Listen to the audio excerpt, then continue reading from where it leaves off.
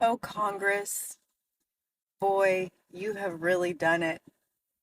We're not gonna, you said that you wanted your 90 minutes of our average time back per day to give to the networks.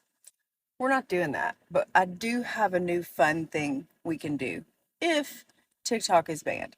I personally don't think it's going to be banned. I think there's going to be some kind of a compromise, but I don't know if we're going to like the compromise. But anyway, if we were to at some point lose access, we would go and do a fun little thing called capitaltrades.com.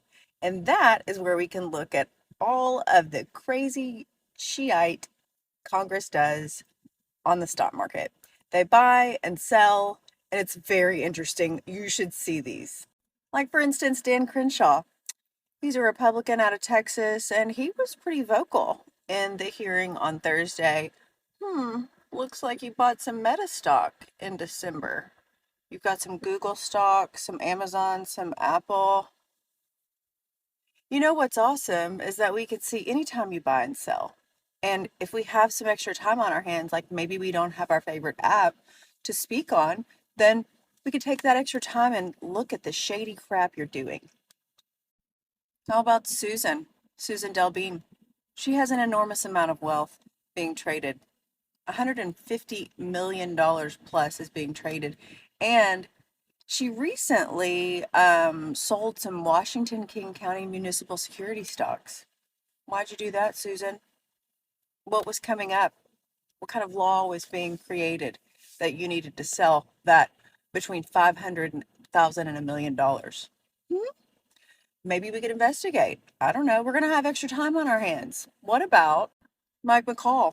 He has a $450 million bundle of wealth going on this trade. Again, this is at capitaltrade.com. You can see all this for free, public information. But back March 23rd, he bought some Conoco shares. What's going on with that?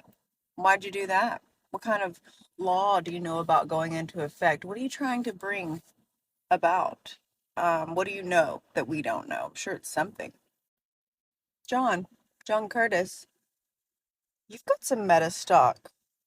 You bought some over there on March 14th. I don't know, it could be sell. I'll have to look over, but you did something with some Meta stock. You've got some Alphabet stock. You've got some trades going on Amazon. We're going to have more time on our hands, guys. We're going to be able to look and see what Josh is doing with his $143 million worth of securities. He last traded on February 28th.